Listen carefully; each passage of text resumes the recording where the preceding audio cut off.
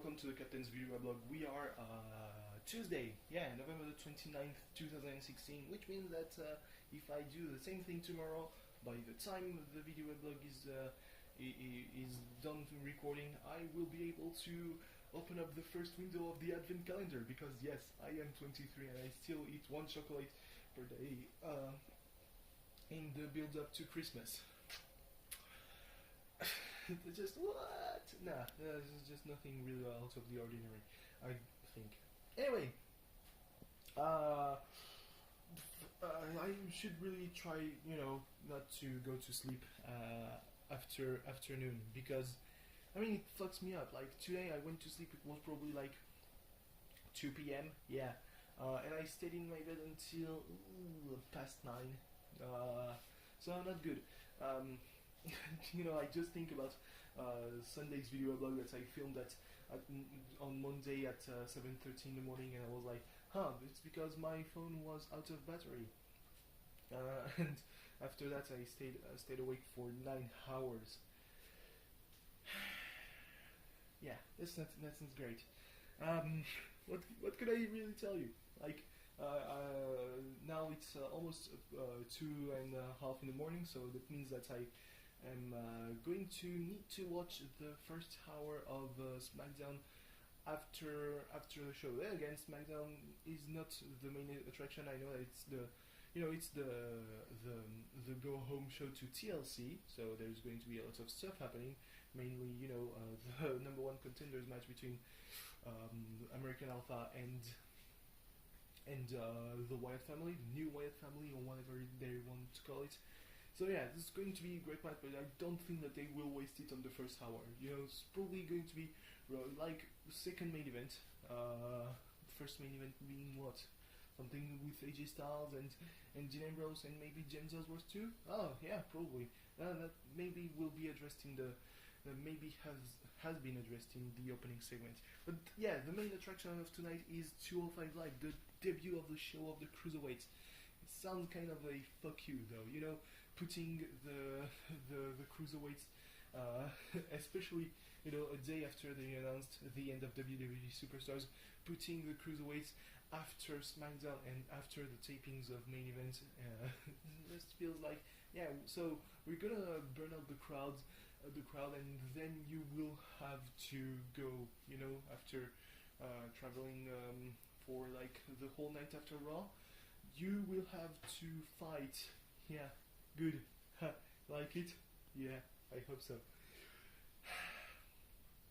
I mean, it just feels weird. But no, I didn't realize that TLC was. I was going to say so soon after Survivor Series, but I mean, it will have been 2 weeks on Sunday since Survivor Series. So yeah, it's just there's nothing quite soon about 2 weeks. Yeah, it's just suddenly the show of last week, SmackDown last week, suddenly makes more sense because of the all the build up they did. I felt weird that they would do it like 3 weeks away from a pay-per-view, but since there was only 2 weeks and there was nothing prepared, nothing planned besides the ladder match for the WWE World Heavyweight Championship, suddenly makes more sense. Like, as of right now, for Roadblock, there's only one match, and the match that pisses me off for the Universal Championship, because who's the number one contender? It's the fucking US champion, and he's not defending his title either. So yeah, the Raw started with Roman Reigns challenging Kevin Owens to a match to see if he could win by himself. So yeah, why was there all that? Because he said that Kevin Owens needed Chris Jericho, that without Chris Jericho, Kevin Owens wouldn't have been, wouldn't have retained the championship, the Universal Championship, in all his past title defenses, which there has been actually a lot. So yeah, Owens was like, I don't need Chris Jericho, and then Jericho threatened to put Reigns on the list, and Owens said shut up, and it felt suddenly like, oh boy, they are not best friends anymore. According to Jericho, it's going to be, it might as well be a bit tough. According to Owens, he is definitely still his best friend, you know.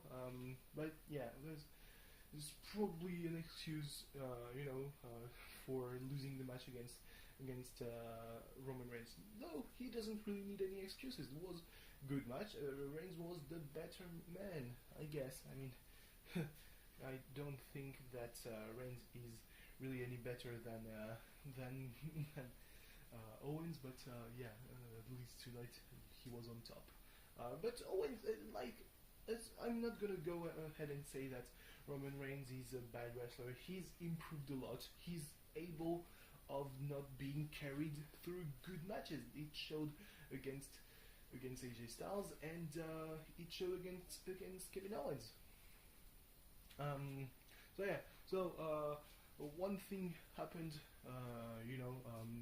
as Owens and Jericho were, kind of, they were having a little bit of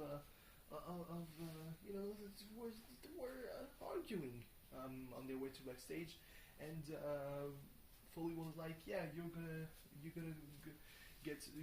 are gonna be alone for your match against Reigns, and Jericho was like, nah, don't need to suspend me, I'm leaving.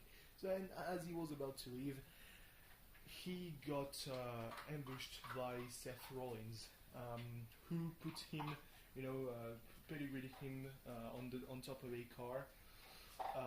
As the parking lot security guards were watching on, they were like, just didn't look like they gave a fuck about two men fighting on top of a car, which is very weird, or maybe they just thought they weren't paying enough for that. So yeah, apparently that took Owens' mind out of the match against Roman Reigns. Hard to buy. So I mean, the main complaints I have about Raw are mainly the cruiserweights. Like, they just treated like an afterthought. They are filler, and time-consuming, really time-consuming filler, because it needs to be the tape over the ropes and maybe some segments at the same time, and the entrances. So yeah, and nobody gives a fuck. No, the crowd doesn't care. It's probably the worst thing about Raw.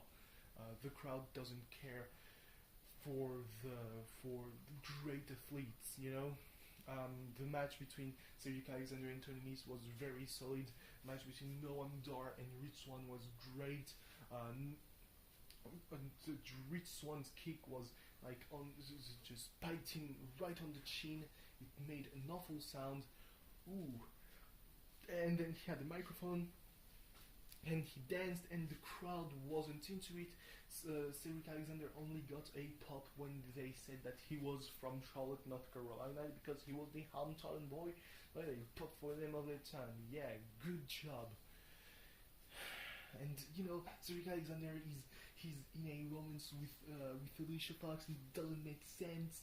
And then he lost to Tony Nese. Tony Nese is a very good wrestler, but it was homecoming, really. Maybe he should have won. Alexander should have won, but no, because WWE don't win in your hometown. Huh, Charlotte?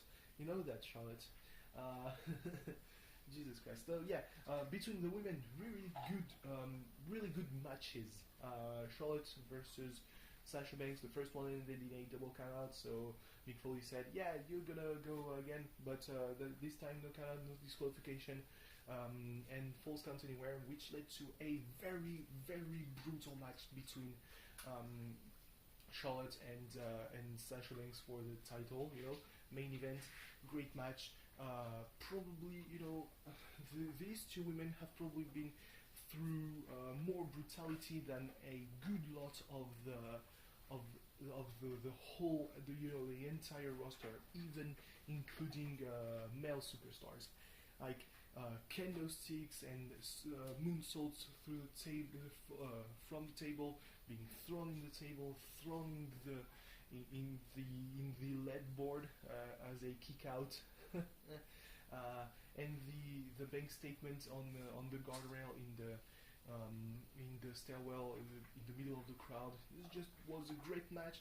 I'm happy that that Sasha is the champion. I hope she keeps the title long enough to have a little heel turn, just so that Bayley can take it and other people with their hashtag "She's not my champion" can shut the fuck up. You know, like, wow, you are complaining about women putting on a great match and one woman losing in, you know, classic WWE fashion. You know, losing in her hometown. Huh? That's new, you know. Like, where were you at Hell in a Cell when Charlotte won in Boston? You know, and it was for the title already, and it already felt like it was going to be a hot potato between Charlotte and Sasha Banks. Where were you at that time? You know, this doesn't make sense. Yeah, and my other complaint is Enzo Amore, like the whole tag team division actually. Enzo Amore and Colin Cassidy are in a thing, in a program surrounding Lana and Lana's lady parts apparently. You know, with Enzo alleging that during the Thanksgiving dinner, Lana was thinking about getting her turkey stuffed by Enzo. To which, you know, Rusev didn't take too kindly to that, as would any man. I do think, you know, with who is married or who has a significant other, don't really enjoy when someone alleges that they were thinking about another man. Just kind of makes sense. And then, you know, there's already been the insulting of Lana by Roman Reigns, and once again, Rusev is the bad guy, and that is because, I guess, you know, someone who stands up for his family, for his country, not even going as far as insulting America, even for his wife, he's the bad guy. Sure, yeah, nah, I'm not buying it, and you know, the crowd sounds like they are buying it, but really it's tough to buy into that kind of shit. So yeah. And you know, the tag team division, so there's the New Day and the other teams, as Daniel Bryan said before Survivor Series, and it's really true. Like, the New Day defended their titles against the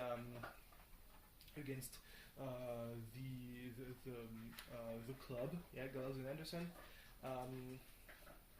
with once again winning by doing, you know, heel things, like when Anderson held Xavier Woods' trunks or tights, it was normal because he's a heel.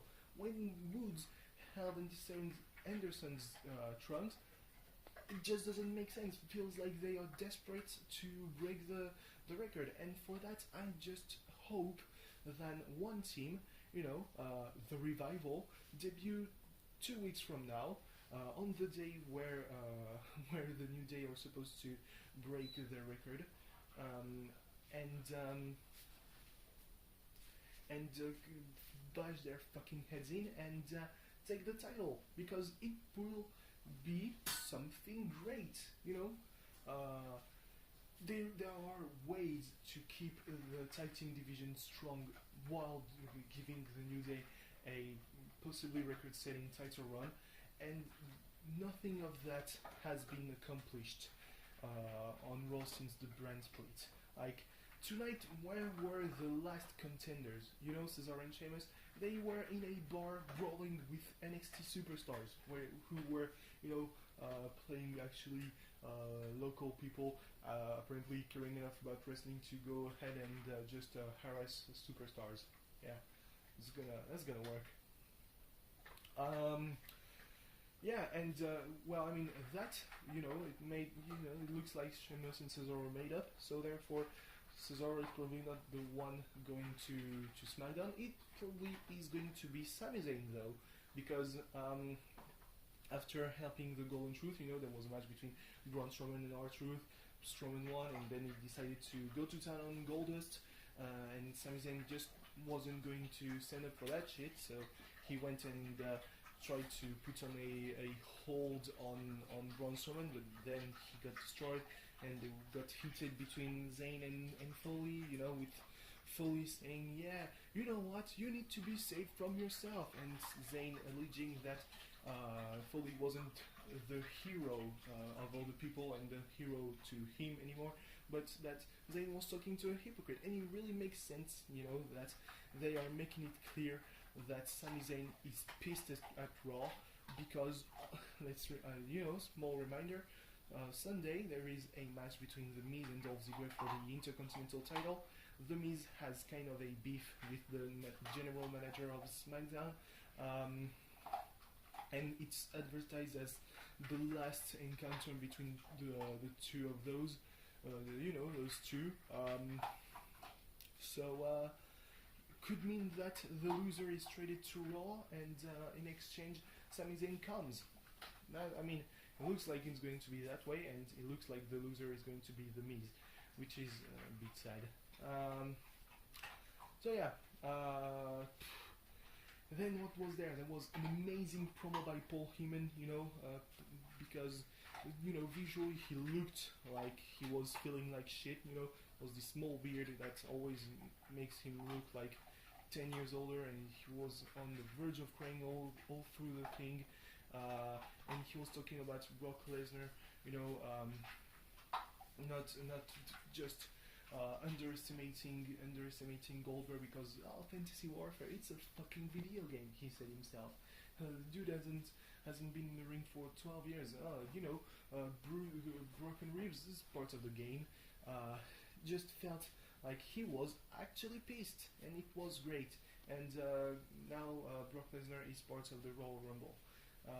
Now, you know, it's going to be mutually assured destruction. That's for sure. The only thing is, when the two are going to be in the ring at the same time, because they are built up as huge monsters, so everyone that will try to eliminate them will fail, obviously. So when it's going to be them in the ring at the same time, and possibly alone, it's going to be huge. It's going to be, whoa, at least that's what Heyman makes me believe. You know, Heyman could sell you a match between, you know, a match on a carnival, you know, between two guys over 700 pounds, and could make you feel that this would be the match taking all the polls for match of the year. Probably, you know, 2 minutes, just 2 minutes of huge guys bumping their bellies together until one just slips on his own grease. Yeah. Speaking of grease, amazing shit talking by Kevin Owens. Like, go back to football or whatever you came from. And then when applying a chin lock, he was like, "Oh, I cannot hold you with your greasy hair." Just, you know, you should probably get a little microphone on Kevin Owens during his matches, because his shit talking is legendary. This dude is entertaining, and he's good at wrestling. Great. So yeah, I think that it's all. Yeah, it wasn't that much actually on Raw, but it could be good. You know, it could take the competition this week, maybe. Probably not, but we'll see. You know, I'm gonna stay awake until 6 p.m. Just the craziness. 6 a.m. to see the second hour or the first hour of SmackDown all over again, and then we will be set. So anyway, thanks for watching. See you tomorrow. Bye bye.